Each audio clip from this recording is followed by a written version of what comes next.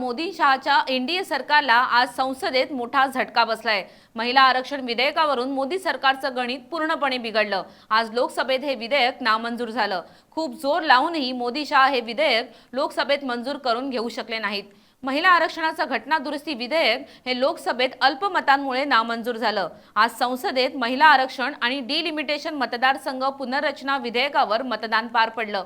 पंतप्रधान नरेंद्र मोदींच्या उपस्थितीत झालेल्या या प्रक्रियेत राजकीय वातावरण कमालीचं तापलेलं पाहायला मिळालं।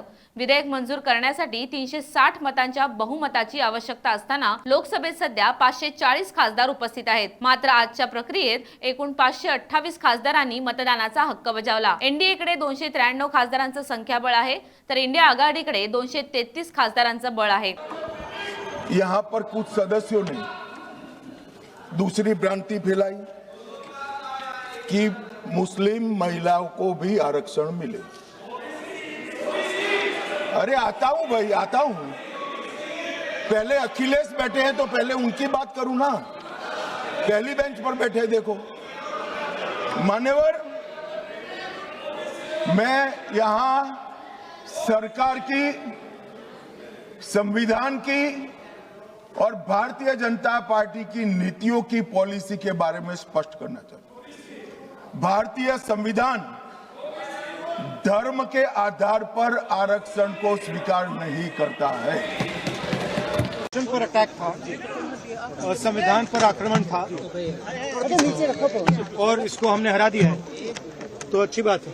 सर, जो सरकार कह रही है कि महिलाओं का विरोध किया, इस बात की आपके ऊपर जो है विपक्ष को क्लियरली बोला है, हमने क्लियरली बोला है कि ये महिला बिल नहीं है।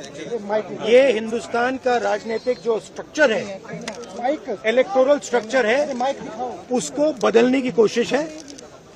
ये हमने रोक दिया है और मैं अभी कह रहा हूं, प्रधानमंत्री से कह रहा हूं, अगर आप महिला बिल चाहते हैं 2023 का महिला बिल निकालिए, उसका इम्प्लीमेंटेशन आज से करिए और पूरा का पूरा ऑपोजिशन 100% आपको समर्थन देगा और महिला बिल हम इमीडिएट इम्प्लिमेंटेशन करा देंगे। विधेयक पूर्ण बहुमताने मंजूर होण्यासाठी एनडीएला जास्तीच्या 67 मतांची गरज होती।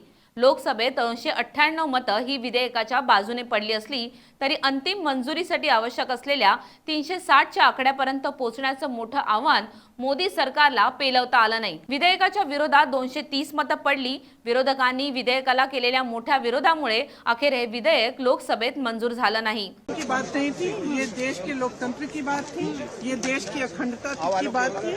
हम कभी इससे सहमत नहीं हो सकते कि आप इस महिला आरक्षण को इस तरह से परसीमन से जोड़े कि वो पुरानी जनगणना पर चले जिसमें ओबीसी शामिल भी नहीं है।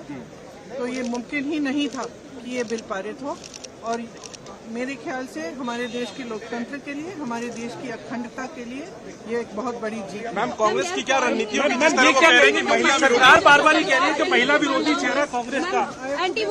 मैम, महिला विरोधी माइंडसेट की जिस कह रहे हैं, जो गृह मंत्री ने भी बोला, महिला विरोधी माइंडसेट की वो कह रहे हैं जिन्होंने हाथरस में कुछ नहीं किया, जिन्होंने उन्नाव में कुछ नहीं किया, जिन्होंने मणिपुर की महिलाओं के लिए कुछ नहीं किया, जिन्होंने खिलाड़ियों के लिए कुछ नहीं कहा। ये कह रहे हैं कि हमारा विरोधी माइंडसेट है महिलाओं का। या विधेयकामुळे दक्षिणात्य राज्यांवर अन्याय होईल अशी भीती विरोधकांनी मांडलेली, कारण 2011च्या जनगणनेनुसार हे विधेयक महिलांना आरक्षण देणार आहे आणि त्यात यामध्ये ओबीसी, एससी, एसटीचं आरक्षणही ठेवलेलं नाही। या मुद्द्यावरून विरोधकांनी संसदेत रान उठवलं आणि अखेर या विधेयकाच्या मंजुरीसाठी गरजेचा असलेला 360चा बहुमताचा आकडा मोदी सरकारला गाठता आला नाही। देखिए, ये फिर साबित हुआ कांग्रेस और इंडी सेक्शन ने जिस ढंग से फिर महिला बिल को गिराने का काम किया, ये देश की जनता और नारी शक्ति ने देखा और उनके चेहरे को भी देखा है। आने वाले दिनों में पाई पाई की कीमत इन लोगों को चुकाना पड़ेगा। क्या बोलें इसके लिए? जो हमारा पक्ष था वो हमने अपना पक्ष बिल्कुल साफ रखा है और लगता तो ये कि फिर गाड़ी थमी रह गई, लगता कोशिश में कुछ कमी रह गई होगी। और हम महिला आरक्षण के पक्ष में हैं। महिलाओं को आरक्षण मिले, उनको सुरक्षा मिले, उनका सम्मान बढ़े, उनको स्थान मिले।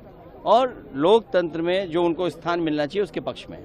सर, कहा जा रहा है कि महिला की एक तरीके से किरण रिजिजू ने खुद अभी लास्ट में बोला कि महिला विरोध एक तरीके से बात है। समाजवादी पार्टी या विपक्ष ने कोई भी महिला आरक्षण को लेकर के विरोध नहीं किया, लेकिन उसके साथ जो महिलाओं का हक अधिकार को हरण करना चाहते थे, वो लक्ष्मण रेखा ऐसी खींची विपक्ष ने, उस लक्ष्मण रेखा के बाहर नहीं आ पाए।